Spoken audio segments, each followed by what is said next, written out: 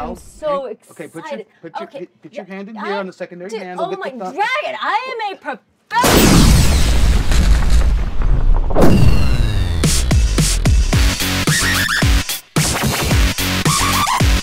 Hi, I'm Mari, and this is Kill Phil. Today I'm here at Renegade Effects Group, where it is the home and lair of Dragon Drone himself. I just saw the trailer for the new movie Elysium, which is directed by Neil Blomkamp. He's also the guy that directed District 9, and it looks amazing. Let's see if Dragon can build me Matt Damon's new weapon. Dragon, sir! I am so stoked to be here with you. Did you see the pictures that I sent you? Yes, I did. Of Matt Damon and the gun, of course. Yeah, and I think Matt looks good with a bald head. Yeah, I did too. He looks tougher. Yeah. They say that men look 30% tougher when they have no hair. That's right. So now at this point, the movie's not out yet. We've only seen one trailer. So how are you gonna make this? Well, the pictures help a lot. Also, the name of the gun, Chemrail, tells me something about its possibilities of what it does. It does have, looks like 8.75 rounds, 52 of them in that big guy. So we're gonna have to figure out what it does. My guess would be that it's a railgun. What's a railgun? Okay, well, a railgun is something that throws something at a really high rate of speed.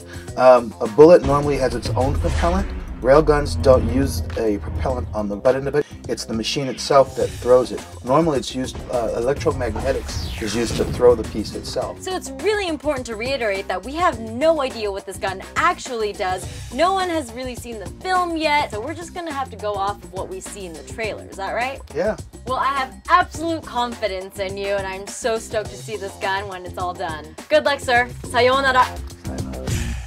My first goal is to figure out what I could use as a starter kit. Okay, so now it's choice time. Some of these aren't nerfs, some of these are stuff like, okay, this is horrible. I'm buying it not for the sound, guys, but the shapes. This one here was a Goodwill buy. I like the shape. I think it's usable. I like the parts, but I have to cut all this off. Concept-wise, looks like similar to this, but not quite. What do I think looks closest? Looking at the backside, I could tell that it was this type of handle. And if you notice, it's very similar. It even has the starter here for the cheek pads. As a starter kit, this looks to be my best friend for the first part of this. Clip-wise, the clip looks to be about that wide. It looks almost as wide as the back of my hand. So I think if I cut this guy out of here and drop it into the square, I'm good. The tip of the gun, it looks like we have two rails, one on the top, one on the bottom. I think this is our candidate for the tip. And this is a good base. I think the whole front of this can help me become a good base for this guy. If I start basically doing the Frankenstein thing on it. Pick the butt of this guy and the nose of this guy and see what I get. All right, I think it's time to get down and dirty. First, disassemble. First component part. All right, it's a nice barrel. My goal is to take everything off that I'm gonna need. I like the front of that. I did think I was gonna have to cut a bunch of this, but what I just discovered when I picked it up and was playing around with it is that when I drop this guy on place, I appear to have the proper length weapon. I went and Xeroxed off stuff. What I came up with here was the size that I wanted via finger. The next thing I want to do is do a drawing of the piece so I can figure out what I need to cut. Okay, I'm also looking at sizes, size differences and things. I'm seeing that I don't have enough room, so this has got to be longer. I'm gonna have to extend the buttstock down a little bit, I think. I'm gonna shave this off. I'm gonna take this right off the top.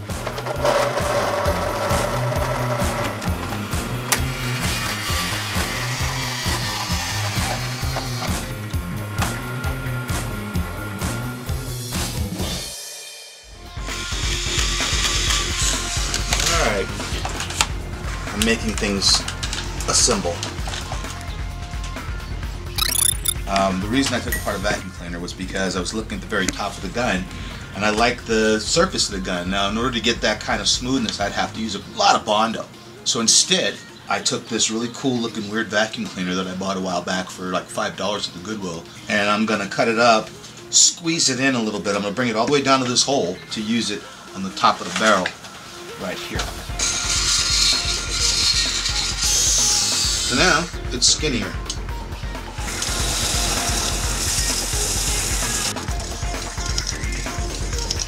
Now I'm going to super glue it together.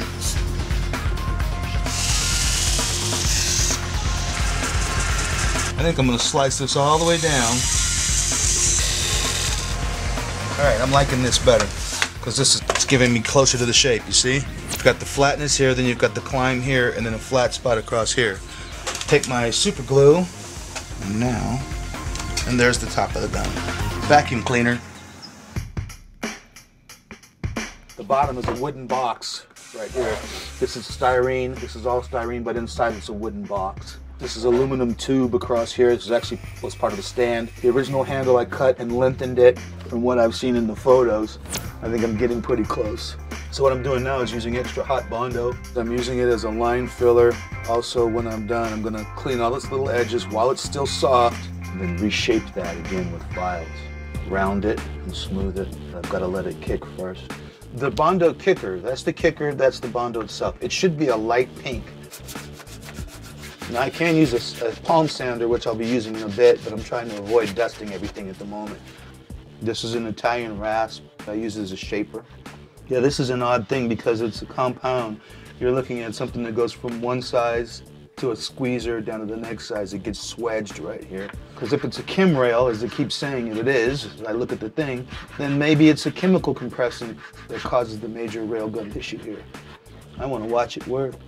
Notice this is taking its proper shape now.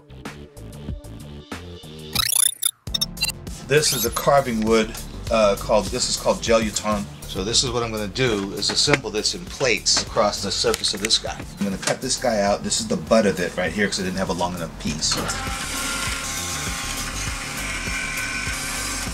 This is my box. So I'm going to leave it solid, but what I'm going to do is I'm going to clad it in plastic. Literally slap parts on this guy. So this was my little template that I made the other day. I could have parts like this laser cut like I did for the Dead Space gun, but I didn't have time, so I had to do it all myself. What all that scoring was for doing this. This is high impact styrene, so it's pretty tough. It's flexible. Do-it-yourself model kit. All right. What I'm doing right now is layering this guy. I've cut pieces of styrene. This is the bottom layer. This is the next layer, and the third layer will be this guy. So what I'm doing right now is matching all these up to what I need to, and then I'm gonna glue them all together and attach. So that I'll end up with layer after layer on the scope. Now I'm gonna start cleaning up and adding detail into this guy. I'm gonna clean that section out with a little Dremel work. The head that I'm using on this is a triangular shaped head with a flat bottom. I'm actually going around corners with it. Okay, I'm about to put a clad across the top from here to here. I'm going to contour it down to this and by gluing it in place. This is accelerator, by the way. Why do you use accelerator with super glue? Because super glue hates going off. It takes a few minutes. An accelerator does it very fast. Bang, done. It's glued and it's now shaped. Got a couple hours left. I'm burning this puppy.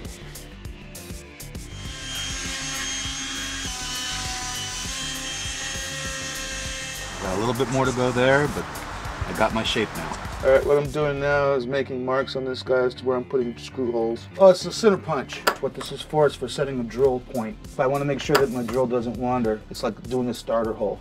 So that creates my dimples for where I want to put screws. What I saw is it has two lenses on the front, so my guess would be that one of those lenses probably hides a laser. There's our scope, not too ugly. All right, what I'm doing right now is getting ready to mount the scope. I need a front handle for the grip here and I have no time, so I'm going to commandeer this right out the middle of this because it's big enough for my big fat hand. Look at that, instant handle.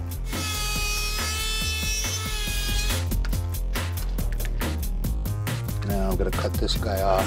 Going in. It's been a long night.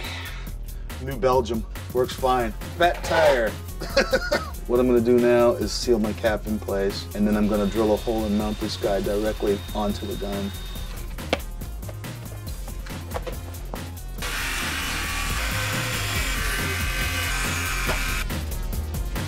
All right, well, this is the last bit of bond I want to do.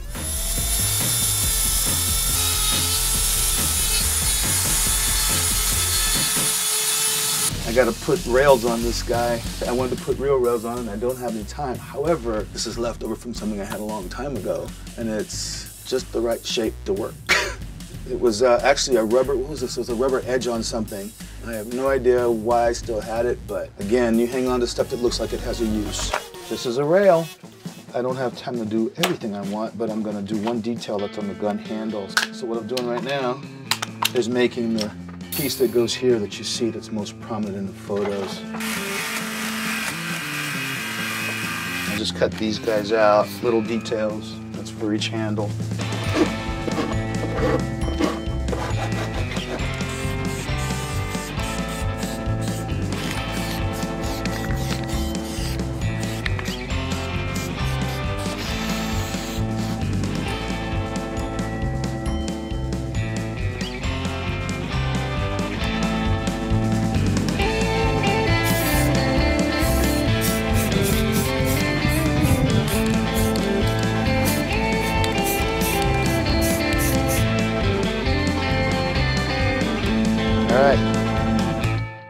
Hey guys, we are back at Renegade Effects Group, and I think the gun is done. It's important to say that the movie is still not out yet, but we have this. Oh, this is beautiful. All right, so give me the details on this. Go every little detail that you went into. Okay, I used everything from Bondo to vacuum cleaner parts. Of course you I did. started off with component parts from toy guns that I found, and then I made some stuff that was raw, like this was completely hand built. This is another piece of a Nerf gun, but these guys I literally made in the last few seconds, and this is a bottle cap from a good brand of beer. That's amazing. So have you figured out what this does yet? No, I've combined all the components, and I think I'm gonna let you fire it off and try it out. All right, I am so ready. Wait a minute. Let's get Phil out of here first. Get him someplace safe, would you? Just take him out. Phil, come here. Give me the camera. I don't know why you guys get so worried about all this stuff. I just want him to be safe. People make accidents. See you, Phil. I'm getting so much better. I'm basically a professional at this point. Yeah, I'd feel better. Okay, we'll see. You'll be like all safe out here, and you can just, well, there's no sun today, but here's the little paper, and you know, you'll be fine out here. Just have fun, okay? Oh, yeah, I'm so ready. Okay, I know all you're I'm ready, missing but is just... a bald okay, head. hang on a minute now. I'm so excited. Okay, put your hand in here on the secondary handle. Oh get my the thumb. dragon, I am a professional. You wanted a sunlight, right? All right. You're Look. welcome. I'll bill you. Okay, moving on. You can aim at the target I've got over there. That target is an energy-absorbing target. Just try and make sure that you're ready for your shot. And no one else has gotten to fire this off yet. Yeah, I mean, no one's really seen what this thing does. No, they haven't. I'm going to step back here so the vents don't hit me. Okay. I'm stepping back. Go All ahead. right, here we go.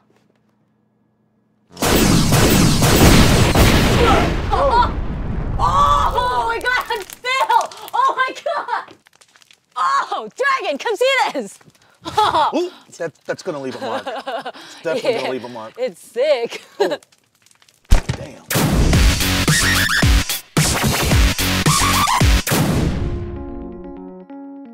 Get your film fix. Subscribe to Cinefix.